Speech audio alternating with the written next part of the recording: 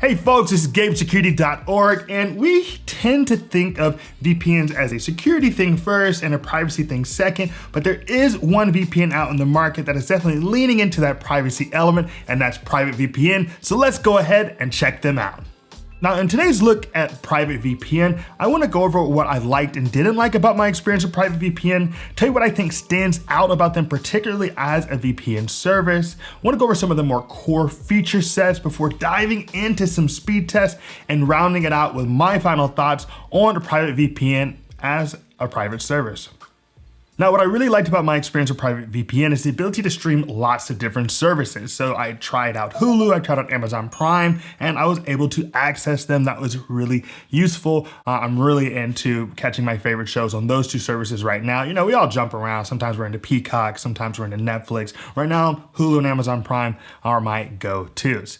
Now, additionally, I really like the stealth VPN element. So that really allows for people to feel a little bit better about using VPNs in more restrictive regimes. As someone who's lived in countries that have either outright outlawed VPNs or just kind of scared about using VPNs, I really like that element. I think that's gonna be really useful for those of us who spend time traveling to these locations. Now, one thing I didn't love about PrivateVPN is the fact that they don't have kill switch on all their services. For example, when I'm jumping into Mac OS client, I don't have a kill switch. Now, that's one thing I didn't love about PrivateVPN and kind of goes against the grain of its generally very intuitive feature set. Now I'd like to talk about the core features when it comes to PrivateVPN. And split tunneling is not available. Now, some of us like to have a private tunnel for which our traffic can go through and a public. So we can do both. Maybe the public is faster, private slower. We want to be able to have both options. You're not going to get that with PrivateVPN. There is no split tunneling option. Now, not a deal breaker for most people. Most people are okay with just being on or off or having one computer on, one off.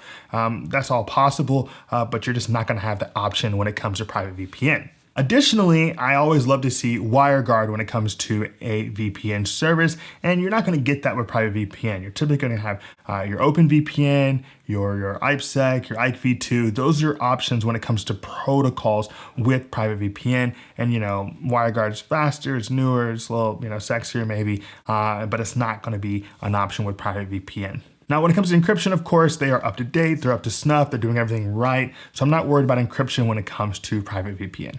Something that's important to many of us when it comes to our VPN is speed. We want to be Usain Bolt on the keyboard. Now, I don't mean that in terms of how fast we can type, but really how quickly we can get to where we want to go. And when it comes to speeds with PrivateVPN, it's a mixed bag. I definitely wouldn't call it the fastest, but it's definitely fast enough in most cases on most servers. But let's go ahead and dive into how it performs. So beginning with just the base that I had when I started doing my test for the day, I was able to get 91 megabits per second upload speed and download speed. So it was pretty solid for, just your 10 a.m. in Brooklyn day. But let's go through the rest of what I was able to get, comparing that base with other speeds with servers found with PrivateVPN. Now, when I went to a New York server, very close to me here in New York, I was able to get 89.7 megabits per second download speed and 49.9 megabits per second upload speed with PrivateVPN. Then I went to Buenos Aires and that dropped. I had 23.9 download speed and 5.52 upload speed, so not the fastest. Now, when we went over to Johannesburg, we had 59.9 megabits per second download speed, so pretty quick, and 13.6 megabits per second upload speed. So overall, a mixed bag when it comes to speeds with PrivateVPN. Nothing really blew me away with PrivateVPN, especially as I've seen, from the same spot, faster speeds. But of course, that's going to be super variable for you, as it is for everyone. I mean, this is me in New York and Brooklyn on a certain day in December, and who knows how it'll perform for you in Pasadena, California, or, Chicago, Illinois. Who knows? Let me know your speeds down below. So now I'd like to dive into what the experience is like on the mobile application for PrivateVPN. So now that we're inside of the app, you can note that I can just tap and the VPN is on. So now I'm in Australia, I'm good to go. Now you're saying, oh, well, what else is available? Well, I go to that piece that says change at the bottom and I'm on my favorites. So I've just chosen Buenos Aires, Santiago, and Paris as my favorite spots. I can, of course, look at dedicated IPs And I can also just go to all. So this is going to be Australia and Austria and Belgium and Brazil and Germany and Hong Kong. There's a lot of different spots. So pretty straightforward. We're all familiar with the way in which this works with your favorites, your all, things of that nature. Now, if we go into our settings, you know that you can see a connection log. So you can see all the different spots I've been to. I can also change up my protocols. So I'm gonna disconnect the VPN for a moment. And you have your open VPNs, your UDP and TCP, your IPv2, your IPsec. You know, no WireGuard still, but pretty nice to have access to.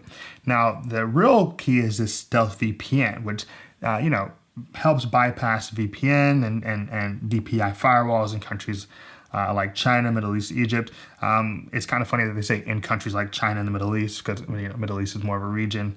But I get what they're saying there. So in spots like that, you can turn on that stealth VPN and boom, you're ready to go. You're ready to be safe.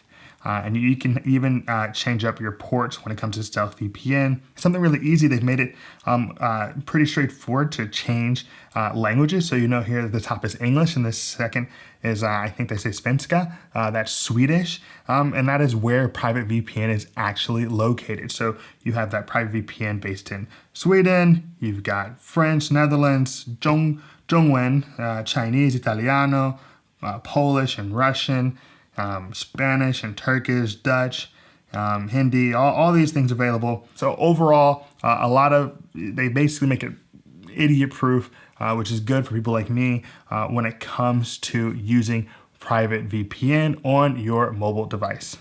All right, so let's look at PrivateVPN. Let me give you my final thoughts. And ultimately, I like the way that PrivateVPN works.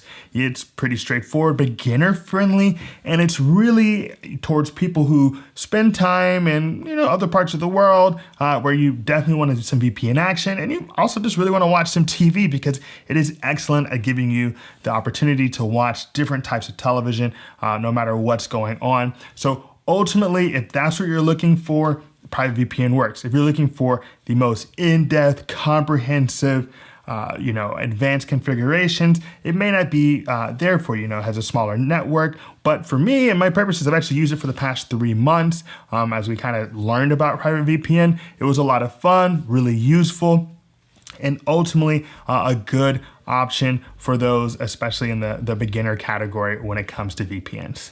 All right, folks, that's our look at PrivateVPN. I hope you enjoyed today's review. Now, if you have any questions for me, if you have any thoughts about PrivateVPN, please drop them below. We'd love to hear from you. Subscribe to our channel, Security.org. We're dropping the newest in physical and cyber and digital and self-defense and all types of security each week. That's what we're here for. That's what we hoped to do for you. So as always, my name is Gabe. This is Security.org. Be secure.